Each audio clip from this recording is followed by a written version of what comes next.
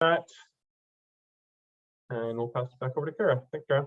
Awesome. Thank you, George. Thank you so much, everyone who's in here supporting and everyone who's here to participate. I'm joining you today from the traditional unceded territories of the Musqueam peoples. I do not live in Vancouver or Richmond. However, for the second year in a row, I'm joining virtually from a hotel room, which is, I just realized I did that last year, which is so funny.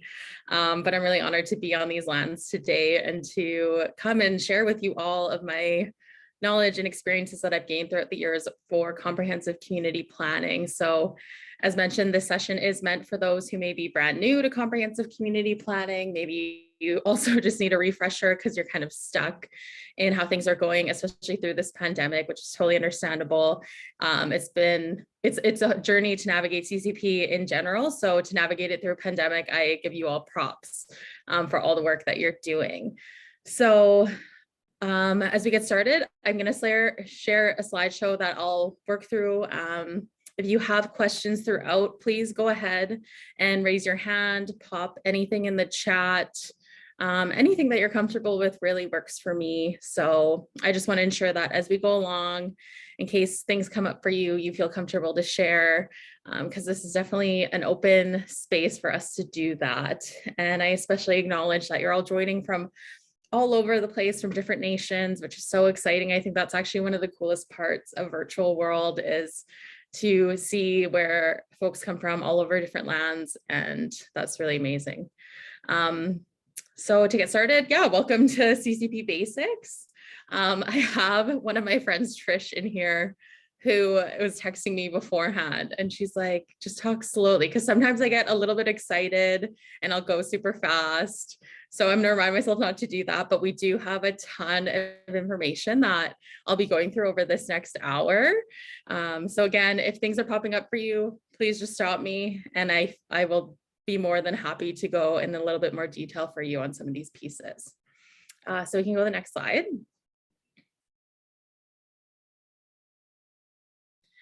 All right, so over these past couple of years of the virtual CCP world, I've shared this photo, and this photo was taken in 2019 on Seabird Island, and that was the last time that we met in person for a comprehensive community planning workshop. As you can see, there were hundreds of people in the room.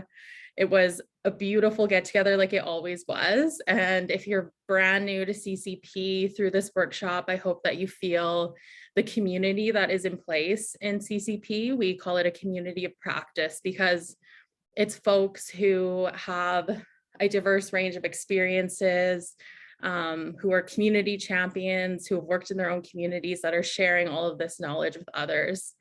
And I'll share my story throughout these slides as well of how I came to be here with you all. And so I'm just hoping that you get that really great sense of community as we move through today in this session, but in all the sessions, because CCP is so inspirational and powerful and a really just safe space to be in. So I'm really excited for you all. We can go to the next slide.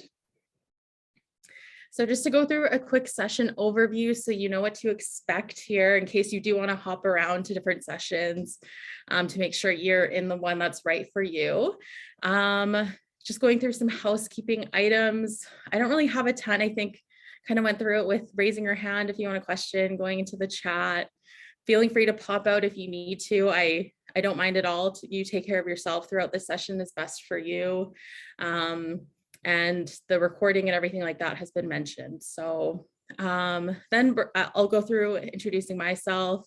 We're going to do a quick poll just to kind of get an idea of where everyone's at in CCP, and then moving through what CCP is, why we plan, the CCP Handbook, and really specifically into the CCP planning cycle. That includes the pre-planning, planning, implementation, monitoring, and evaluation. And then going a little bit more specific into CCP project management, just because that is something I think folks get stuck on when they're starting out as well, around budgeting, work planning, having a planning team. And like I said before, navigating the CCP roller coaster and journey in itself. So then finishing off with talking about the CCP Mentorship Initiative so that folks know that there is support out there from this great community of practice that you can reach out to. So we can go to the next slide.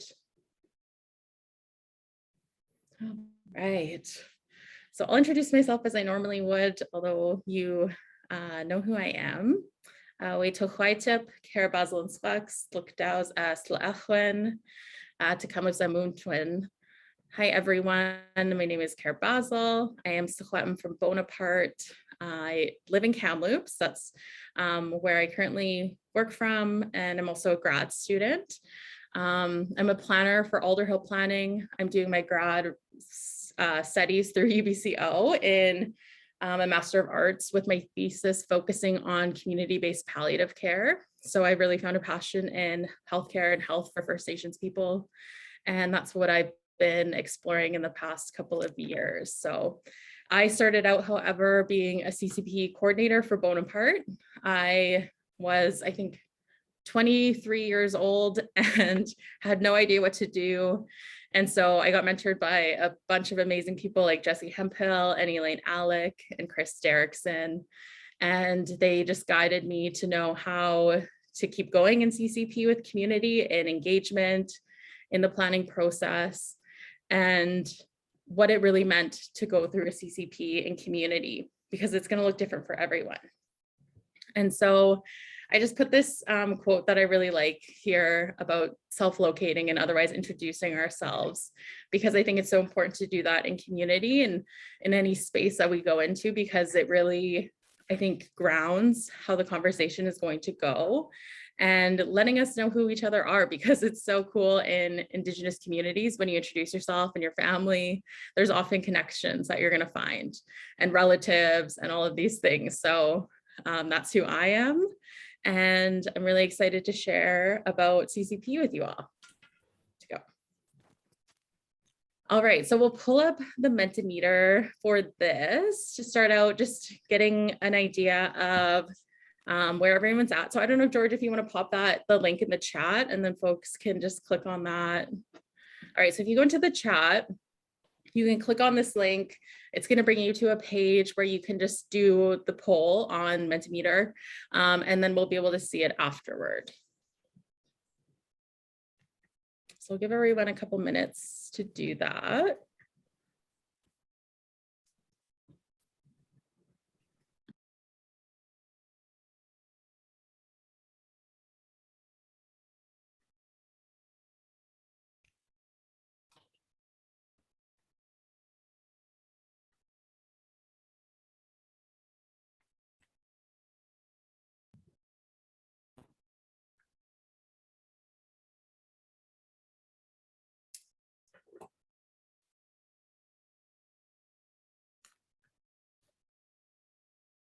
All right, can you see the results page there? Yeah. Yeah. Sweet. So it should just update, I guess, as people do it. Maybe I'll refresh it and see if anything else is coming up.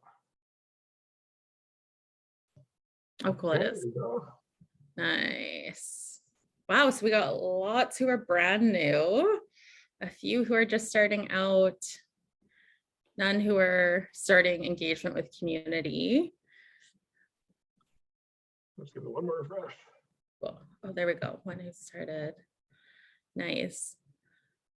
So as you'll see as we go, that it kind of like brand new to CCP is probably like your communities in pre-planning, to just starting out is pre-planning, planning, but then starting engagement, that's definitely planning, but I'll explain that in a little bit. So not everyone might have done the survey, that's totally okay. Just wanted to get an idea of how everyone is doing, where they're at, so I can kind of think of where I want to focus a lot of the conversation if it's if people are a little bit further, but I think we'll keep it really to the basics like we're meant to. So we can go back to the presentation. Oh, there we go. Sweet. Thank you, George. Let's go back to the presentation here. Yeah.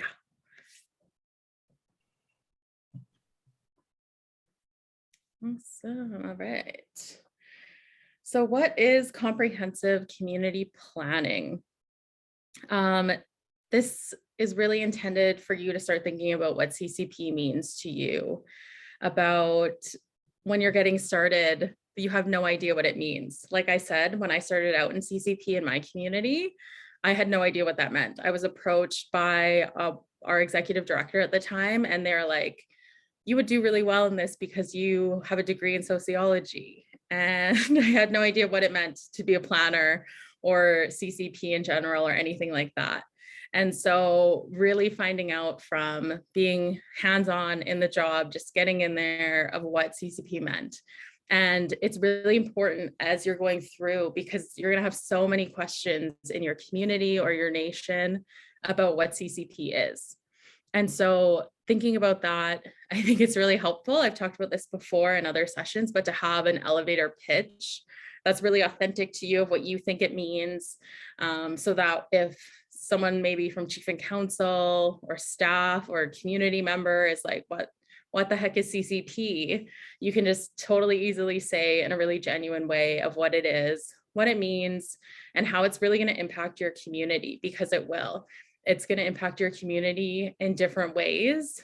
And I'll touch on those ways that I've experienced in my own community, but also that I've witnessed from other communities since I've been in CCP. And I think I forgot to mention that, but I have been a CCP mentor in the Mentorship Initiative since 2016. And again, that's something I'll dive into a little bit more later on. So we can go to the next slide. So from the CCP Handbook, comprehensive community planning is a holistic process that enables a community to build a roadmap to sustainability, self-sufficiency, and improved governance capacity. So a super technical definition to explain CCP, but I think what's really important is to focus on the piece that says comprehensive, because comprehensive community planning is everything.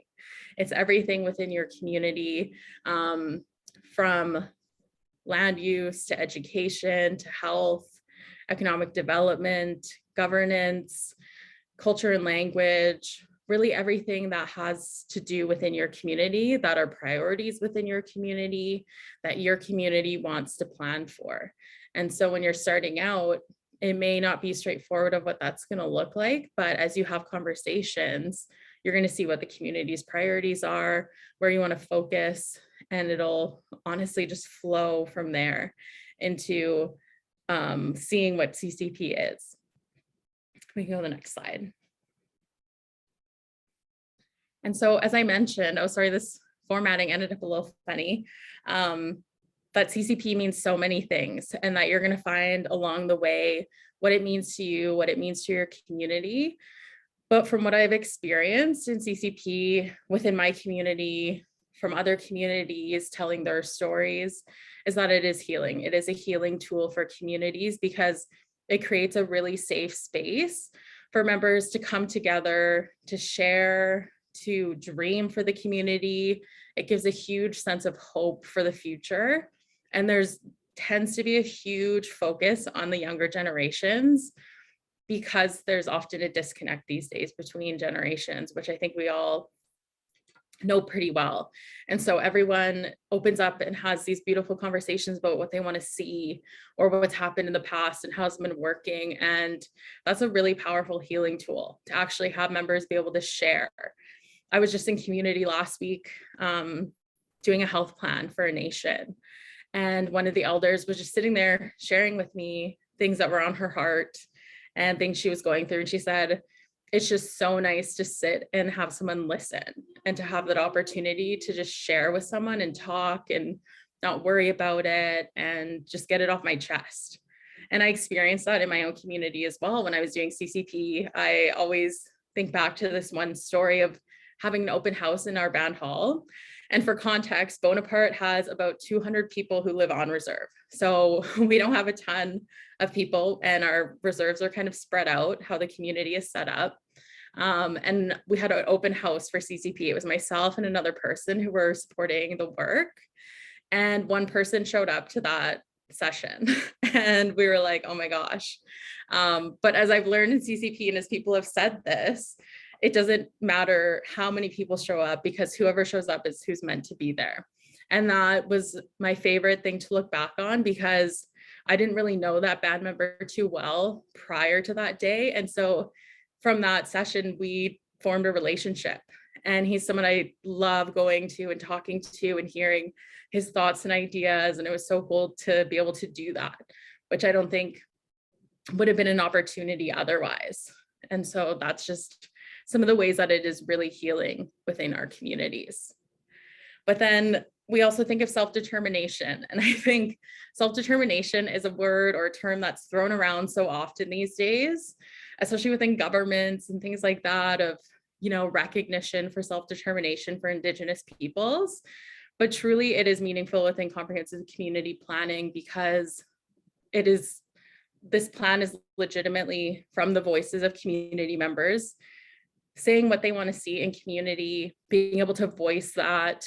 And I remember in the start of CCP for myself, my mentors were just like, literally capture everything you possibly can, like go word for word when you're taking notes, capture quotes from members to make sure that you're getting everything that they're saying.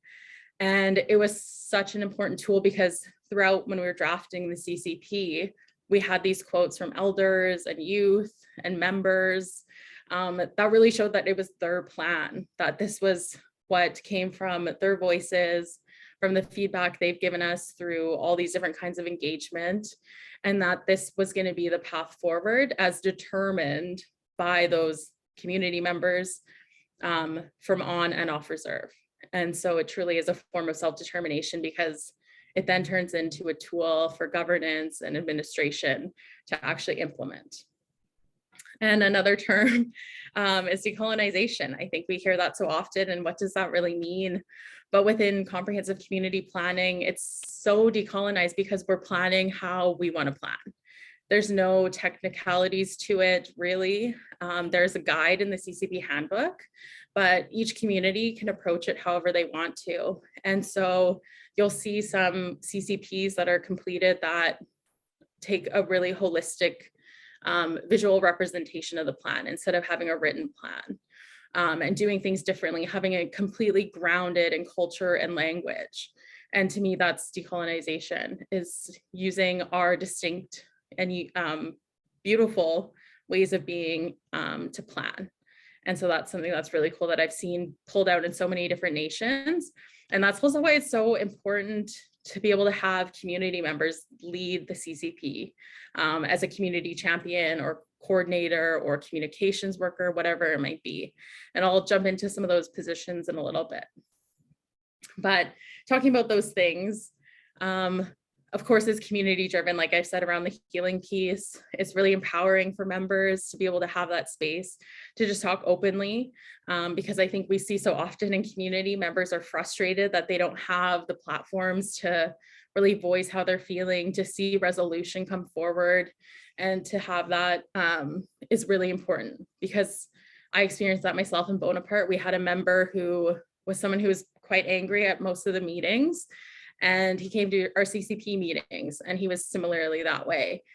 But we just listened to him and we wrote it down and we said, you know, we could maybe do this. And he was like, I actually feel like I'm heard for once. And then he became part of our planning team. And so it's just all these ways that you think of, you know, people are angry or they're hurting or whatever it is.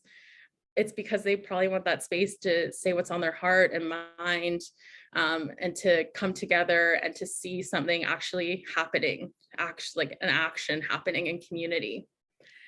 And there we go, uniting. So it's also uniting people. It's revitalization of culture and language.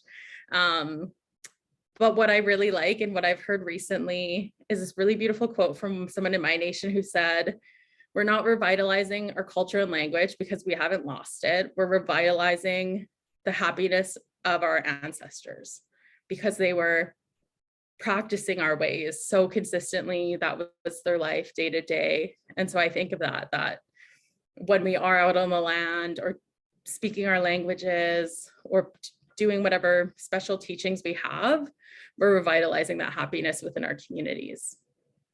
And we're getting the chance to dream when we get to just talk openly about what we want to see happen in community. And again, it's an advocacy and governance tool, because once we even had a draft of the CCP in Bonaparte, we would use that to apply for funding for different projects. And it really supported those projects. Each of those different grants and applications were always approved when we included that. And so there's all these beautiful pieces of being interconnected and joy and guiding forward that really come out through CCP that you'll experience. And there'll also be some hard moments, but we can talk about that in a little bit. So we can go to the next slide, please. And so, as I mentioned, so what you're creating when you're doing a CCP is super comprehensive. Focus on that. This is this comes from the CCP Handbook, and it just shows some of the components that could be focused on, prioritized, and planned for in a CCP. However, do not limit to just these, because like I said, there's probably going to be so many other unique areas that you want to focus on specifically for your community. For example, the nation that I was at last week, they have a clan system, and I don't know much about clans, so it was so cool to learn about and to see how that really is something that needs to be the foundation of the community, and to have it more visible again and used throughout whatever they're doing. So there may be all these different components that you want to include. And at the end of the day, that's what you're creating, is this plan that's going to have goals and objectives toward each of these different areas and any others. And within the comprehensivecommunityplanning.org website, you can check that out. There's so many resources, but there's also links to other nations' community plans that are completed. In case you want some inspiration, if you're just like, I really don't know where to start, I kind of want to see what others have done, I think that's a really good place to go. However, I will emphasize to keep it authentic to your community or nation, because that's how it's going to, I think, be the most used, to keep it living, and to ensure that it does get implemented, because we've heard so many stories of CCPs or other plans typically just being put on a shelf, metaphorically not being used. So just something to think about, but lots of great ideas and inspiration out there for sure. Next slide, please. All right. And so I think this is where some folks get a little stuck along the way when you're just starting out, is the difference between a comprehensive community plan and a strategic plan. And so really a comprehensive community plan is the foundation to community plans. It's going to be that high level visionary document that really speaks to the hopes and dreams of the community, of these really major, like, huge, I don't know, just these big dreams that people want to see happen that maybe they feel like aren't going to happen ever. They might think like, oh, this is never going to happen in Bonaparte or wherever, but it's so important to share those ideas, because a CCP will lay that foundation that, okay, this is what the community wants to see. Then we need to get more specific in other areas of how we're going to actually do that. And so that's where a strategic plan comes in, where it's focused on a certain department within an organization or planning topic, like health planning. Strategic plans are usually led by chief and council, and sometimes include staff, but they have those SMART goals, and they usually don't include the community input. So they're really, really specific in how they're going to implement the CCP, or really that vision for the community, if there isn't a CCP already in place. But in just kind of a gist of it, is the CCP is the foundation, guiding document, guiding plan that will be above all of the other plans. And then strategic plans will come into place to really dive into how you're going to implement those big dreams. And from there, staff can create work plans to get into the day-to-day of how they'll achieve those goals and objectives each day within an organization. And that's super helpful for monitoring, evaluation, and some of the other stages of comprehensive community planning. Next slide, please. All right, and so why we plan. As you heard earlier, CCP has been in place for, I think they said 17 years. And so it's very clear that it has been a useful tool for our communities, that it's made such an impact overall.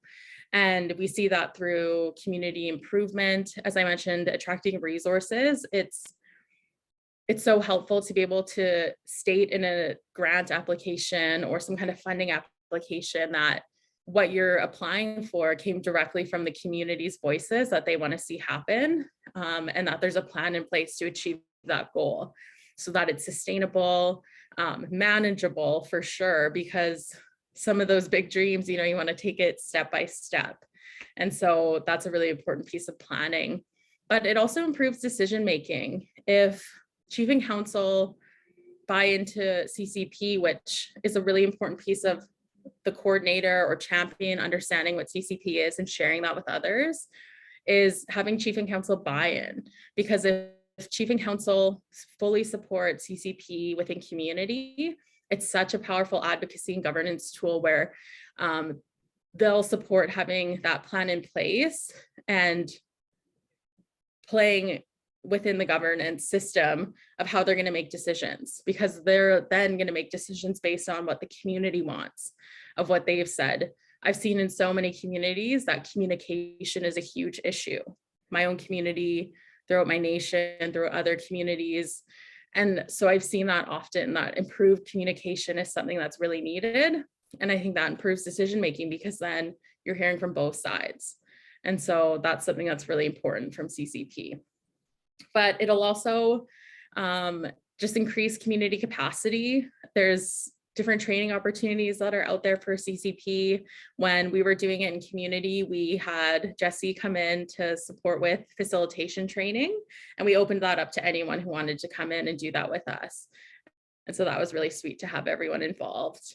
And again, with the governance piece, it can improve council's relationship, but also staff relationships and other relationships within community, because you have that opportunity to come together, to share with each other, to hear from each other. I saw a counselor come out to our sessions last week, and it was so cool because he was the sweetest dude. But he was talking with his elder, and he said, they both said they had never chatted before. And I saw him give her his card, and he's like, anytime you want to talk, you can reach out to me. And they look at me and they're like, this wouldn't have happened if we didn't have this opportunity to come together and plan. And so all these cool things of like building relationships within community in whatever way that might be, or even improving or just moving in a different path for relationships, really. Next slide, please. All right, so this actually comes from the 2018 CCP Workshop. Elaine, Alec, and I co-facilitated the basics, and another really cool tool is graphic facilitation. And so they captured everything that we were saying here. It's a really cool visual tool to use for folks, because I'm totally a visual person, so I think it's so helpful. So this is really cool. And so these are some of the things that I'll go through to get into in the next slides. Go ahead and next one, please. All right, so getting into the planning cycle, this is what you'll see in the CCP Handbook. It goes from pre-planning to planning, implementation, to monitoring and evaluation. But it's a cycle. Like you see how it's moving consistently, because just like how we know within our ways of being and knowing and our Indigenous knowledges, everything is interconnected. That if one thing is off balance, everything else is going to be off balance. And so this is kind of how it works in the planning cycle, where you really focus on certain aspects within each of these phases of the planning cycle, but then it just flows so beautifully together, and it lives that way as you're planning. And so there may be hiccups along the way through the planning cycle that communities experience, because things come up, crisis happens. We're living through a pandemic right now. I think that's a pretty big one that's really changed the way that we're planning and how we're moving through a planning cycle like this or others. But in the end, this is what we really look to guide us and how we're doing CCP and community. But again, like I said before, do what works best for your community. As you're moving through, do what feels best, listen to your community, and they'll totally guide you. Just trust the process. As I've learned from my mentors, everything that is meant to happen will happen, and it will work out. So we can go to the next slide. So looking at pre-planning. So if you're just starting out in CCP, perhaps your community just received some funding to support a CCP in community. You're likely determining if your community is ready for it. And so by being ready, that means that Chief and Council support it. You have people who are able to come into a role such as a CCP champion or coordinator or communications coordinator, like I mentioned. But then also that you have kind of that buy-in from administration and others to be able to actually begin.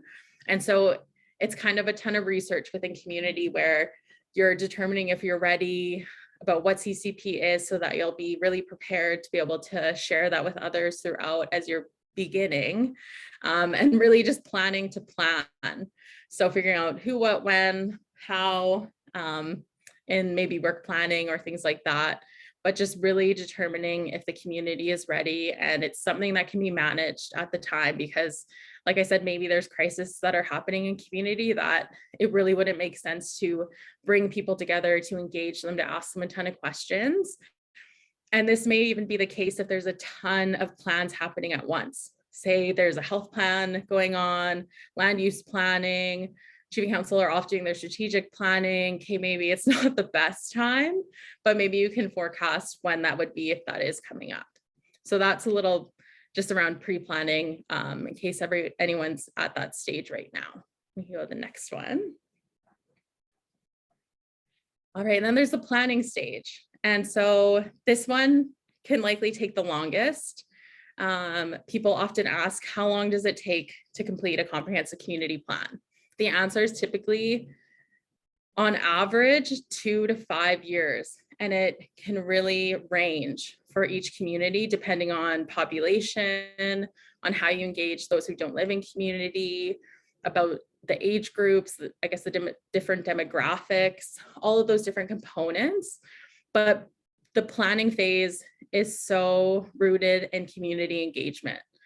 So it's engaging all members. And so when I say community members, the definition that I've made up in my own mind of what that means is people who are members of each community, whether they're living on reserve, living off reserve, if they're married into the community and registered somewhere else, or even just living in community and not a First Nations or Indigenous person. If they're a part of that community in some way, they're a community member and their voice matters to be included in it. And I think that's really important because I think the best way we can make safe spaces is to be inclusive. And so that's why I always took that approach with how I defined community members. And so it'll be a ton of community engagement, which is the fun part where you get to kind of see how you want to engage people. Maybe it's through an open house, like I mentioned, could do world cafes, just regular open meetings, surveys. Maybe you'll go around, you'll interview Chief and Council and staff or elders at their homes. And a lot of these things I'm saying are thinking before COVID times, of course. Some of it might be safe now, here and there, kind of determining what that looks like now. But it's really just figuring out ways where you can get folks together to chat about what they want to see in community. And so in Bonaparte, we did things differently throughout, where we went out on the land a couple times to try and get folks out. We started a language class to try and have people come together and fill out surveys that way, or just be together and hearing kind of side chatter, different like craft nights. We were super creative with the funding that we received. And that's, again, the self-determining part of CCP is that the funding is flexible to engage people in the best way that will work for the community, and being really flexible as well for your community, because I see so often in communities that within a band office, they're not working outside of office hours. And I think that's the hardest part, because so often people work just like those in the band office. So you want to have time, you could have maybe a dinner in the evening or something on the weekend. Just thinking of those who have really varying work schedules. And so that's a really important piece too. But within this planning, once you're gathering all this feedback within these different planning areas, you're going to start to develop a vision statement and values. So that vision statement is going to speak to where the community wants to see itself within 5 to 10 years. And that's typically the span of time that we're aiming for in a CCP, 5 to 10 years, long-term, and the values of the community. What values or guiding principles are going to guide us to achieve this vision together? Things often come forward like respect and integrity, accountability, but I also see use of languages within vision statement and values. Within our nation, Secwepemc, in our language, we say, which means to help one another. So that was one of the values that we put forward within our strategic plan and the CCP. But even others like which means to take care of oneself. And that's how you take care of others. And these different interconnected teachings that are within our languages. But as I mentioned, within this planning, you'll set goals and objectives. So you'll pull out, once you get all of this data basically together, all of this feedback, you're going to start reviewing it, analyzing it, seeing where the common themes are, and that's how you're going to begin to develop your goals and objectives. So at first, when you're going through planning, it may be super overwhelming to see that you have all of this information coming back at you, but really to just take it step by step and seeing what themes are popping out the most, where there's some commonalities happening. And then you'll see those goals coming forward. You'll be able to set some objectives of more of the specifics of how to achieve those goals. And you can even identify projects and actions. And so around that piece, I'll speak to actually a little bit more in the implementation piece. But even within the planning is you can create an implementation strategy. And like I said, including the entire community. And I think a really important piece of the planning phase is developing a communication and engagement strategy. So you might do that within the organization or with a planning team to help you, like, how are you going to engage people? Are you going to go door to door? Are you going to phone people? Are you going to use social media? Are you going to consistently follow up with them? Because like I said, communication is such an important aspect. So that's something really good to consider as well. Next slide, please. All right, and then implementation. So thinking about how it's going to be implemented, you can plan for implementation, but you can also start implementing as you're going along in CCP. I think that's one of the coolest parts to practice is quick start projects. And so as you're planning, if you're engaging members and suddenly someone has this really cool idea where it can be done without a ton of funding, it could be something done with not a ton of like maybe human capacity. So maybe you don't need a ton of staff or people to do it. Maybe it can just be community driven entirely to do that as you are hearing it as soon as possible, because then people will see and really buy into CCP and the importance of it, that, okay, wow, I had this idea and now they're actually doing it already. Like it doesn't even have to wait for the plan to be completed. Here it is, it's getting started. And so that's a really cool way to start implementing. But then of course, it's going to move ahead into actually implementing those goals and objectives within the CCP. I think a really important piece of this is breaking free of silos within departments. And so a really cool aspect of being a CCP coordinator is you're not really confined to a certain department. You might be placed under a certain manager, supervisor, whatever that is. But I think it's a really important position to bring departments together because it's for a common purpose. And then folks can not really stay within those silos where, well, I'm in health, so I need to stick to this, or education. They all need to come together. And I think that's a really great way to implement some of the goals and objectives and continuing to engage the implementation. So like I said, it's a cycle.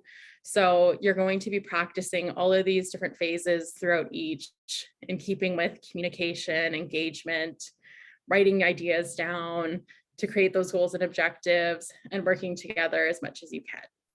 And next slide, please. And then the final phase of the planning cycle is monitoring and evaluation.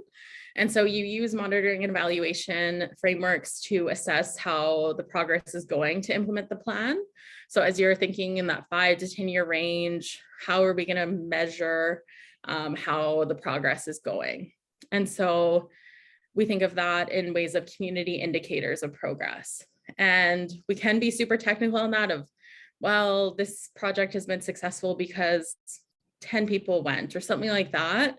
Or it could be in a different way that makes more sense to the community, that's meaningful, that maybe if a project is as a goal and you want to see how it's progressing, maybe it has to do with the elders or the youth or something like that. That's just a little bit more holistic instead of numerical, like we are kind of used to in Western systems. So just things that work toward the community. And you'll do this throughout the planning cycle as well, is evaluating how things are going, monitoring, are things just maybe really not progressing well, even within, like, say, the planning stage where you're not getting people out, you're not really getting a ton of feedback. Maybe you need to kind of reevaluate and see if there's another approach that you want to take to be able to kind of get everyone coming back together again. All right, next slide, please. And just some pieces that I just want to mention as you go through the cycle to not forget. Like I said, communication is critical, but also don't leave anyone behind. I think there's so many different things that we need to consider in terms of accessibility. Perhaps during COVID, you're going to engage people online. Maybe not everyone has a computer or internet. So considering how to do that otherwise. Personal safety. I've heard so many people say they won't show up to a meeting if a certain person is there, or just that kind of trauma and hurt that may be within a community. So kind of thinking of the best way to go about those scenarios. And also all perspectives. I know there's often people who may rub others the wrong way or don't get along, but every single person's perspective matters and needs to be included in the CCP. And to make it unique to your community is so important, to let your community's culture frame the plan. Like I was saying, there's so much inspiration for plans that have already been completed, but to keep it true to who your community is, whatever that might look like. And of course, as always, to ask for help. That's an important life lesson I've learned along the way, is that it's totally okay and will make a big difference to ask those around you for help. And next slide. All right, next one, please. So we're going to get into the project management pieces. We have about 15 minutes left, so I'm going to somewhat move a little bit more fast through these, just to ensure that we have some time for questions at the end. But this is really just around developing a budget. So I listed some funding sources that in past years have funded CCP. These can be found on the comprehensivecommunityplanning.org website. But also, I think there's others available, but tons of resources anyways you can find on the website. Some communities use their own source revenue if there isn't any kind of options out there, which usually isn't very common. There's some kind of funding option available, but just some things to consider including in your budget when you're developing that CCP budget. So you'll have your coordinator position or your champion or whatever your community would like to call it. So you'll have that person's salary, average wage since when I started out was $18 to $25. I think now that could fluctuate quite a bit. They're going to be typically a full-time person, and you're going to want to consider if they're going to need others to support them in the work. Like I said, the communications person or just a CCP support worker or something like that. You can also buy things like capital items like laptops for doing the work, iPads, which have come in handy for surveys, and engaging youth even and things like that. A camera to capture a ton of pictures, because that's something you want to make sure you do as well along the way, is take a ton of pictures as you're going so that you can include those in the CCP. And different project supplies that you'll want, depending for in-person or on virtual. And then honorariums for planning team, elders, youth, and any others, knowledge keepers, other members who you're going to have support your work as you go. And then there's things like you may want to bring a consultant in or other for training to support your own growth and growth of others within the community, to be a part of it with you, to host meetings away from community. That was actually one of my favorite meetings as well to host. Was we did one in Kamloops, and Kamloops and Bonaparte are only about an hour away from each other, but it made a huge difference. And I met a ton of people I have never met before. So that was really cool. And even home visits, you can show up to an elder's house with some goods or coffee or tea or whichever that is, and your planning team meetings as well to have some options for food and things like that for all of your engagement. So just some pieces to think about. Next slide. All right. And so the fun part, you're going to build your own work plan, which you may or may not do, but I think it's super helpful. And so just some considerations around, what your funding deliverables are when you're applying to funding for CCP. You're typically outlining about 2 to 3 deliverables of what you'll achieve in a fiscal year or 2. And that can really help guide your work plan to what your day-to-day is going to look like and what you want to achieve in that year. And what's really needed to support you. Maybe you need to have the planning team or elders involved in certain ways, or things like that. But also what's really important, because you're going to be taking on so much as a CCP champion or coordinator, is how you're going to care for your wellness throughout this journey. And so I think it's really important to consider that, like your own self-care plan, because you're getting all of this feedback from people.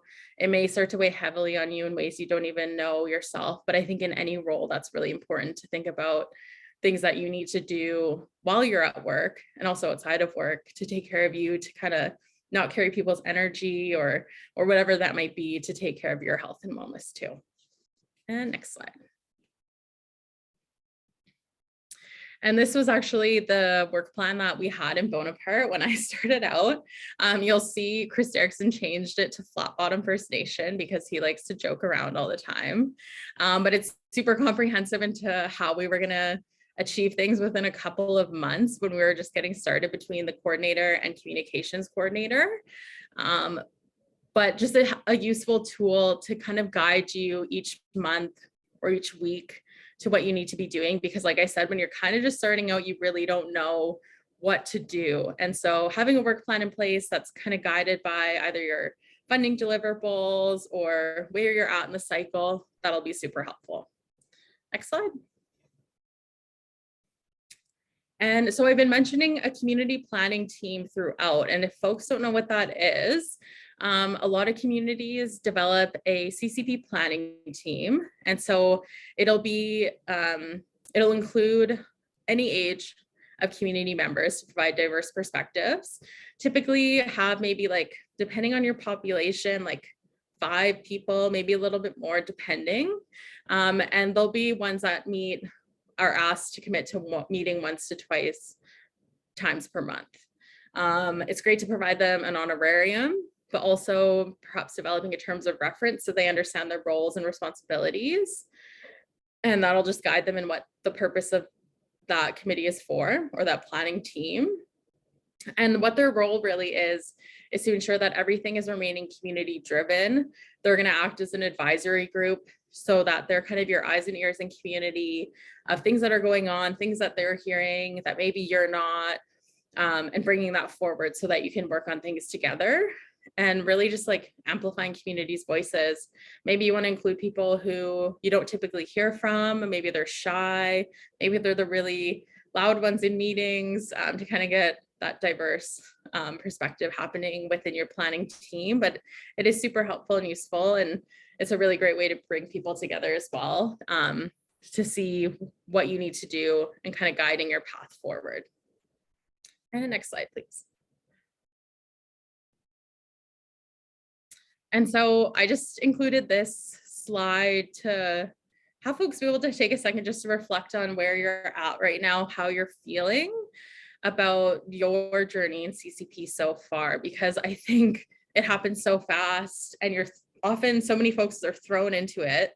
I know I was. And so it's kind of a whirlwind, and it's good to just take a second and think, like, how am I really doing? Is there more help that I might need? Are there things that aren't working out, or I just really don't know how to approach or respond or where to go from here? And so don't ever feel like you're alone in that feeling if you are, because when you're going through planning and community, it often does feel really uncertain. And there's moments of hesitation from community members or even yourself, and you're not really sure if it's going to work out. But just to know that it does work out, and it'll work out how it's meant to. And so to check in with yourself throughout navigating that roller coaster, because it's going to look different every single day. And that's also the really great part about it too, though. Next slide, please. And then finally, thinking the CCP Mentorship Initiative. So I mentioned that I have been a mentor since 2016. So there's mentors all across BC who have been planning champions within their own communities, who have done this work for years. Andrew Moore, his quote here of how it all started in 2011 was just helping each other. And so that's such a cool thing to do for one another, is to use our own experiences to help others navigate this roller coaster that I'm talking about. And so if you're interested in having a CCP mentor, if you go to the website, I think I saw Robbie posted the link there. Thank you. You can see who the mentors are. You can choose the kind of mentorship that you want to receive. It's evolved in the past year. Before, it was like one-on-one, you were assigned a mentor based on having a good fit between a mentor and a community. But now it's between flash mentorship or mentorship sharing circles. So you'll find more info on that online to see what works best for you, but there's no cost to the community to have a mentor. And it's super flexible to what you need it to be to support you in the best way. And mentors can come to your community and things like that even. So it's really, really cool. I know it's so helpful to have Chris Derrickson come out to Bonaparte and share his experiences and stories so that community could see what we were about to embark on from someone who's been through it already. And next slide. All right. Oh, there's my little picture. It's my favorite little picture of chasing your heart and following your heart and not letting your brain kind of, I don't know, take you down a little bit. I think sometimes we get so technical in our minds of how we want to do things. I know I operate that way often, but I think when we just follow our heart, it often works out the best to let things happen how they're meant to happen. And so I just have my information here too, if you wanted to reach out. I am currently with Alder Hill Planning, so my email is there. If you ever have questions or need any kind of support, I'm always open to help in any way that I can, because I've been through this in my own community and have been doing planning work for so many years now in different capacities. And so there's all these really cool tools that we all can share with one another. And that's also the great thing about this community in CCP, is sharing with each other and helping each other navigate and get through it. And so we only have a little bit left, so I'll stop there and just see if anyone has any questions. And I guess we can stop sharing the slides too. Thank you. All right, so that was a ton of info all at once. Like I said, I can't believe we fit that in an hour, but it was so awesome. So I'll give everyone a second to process, see if there's anything popping up for you that you'd really like to share, maybe something that's happening for you in community or a question. You can just go ahead and raise your hand or go in the chat.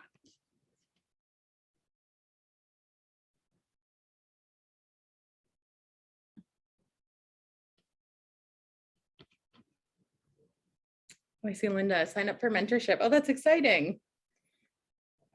Which band are you from, Linda?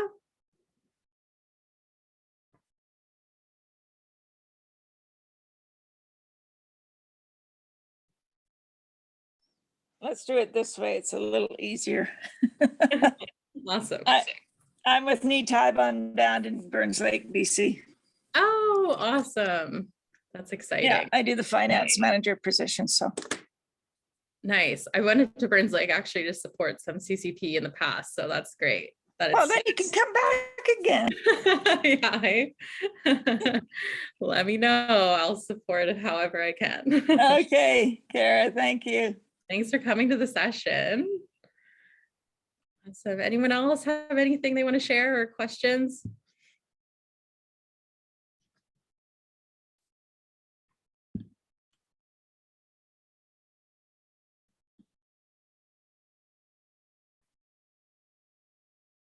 All right, seeming okay. Maybe I answered everything on everyone's minds. Oh, never mind.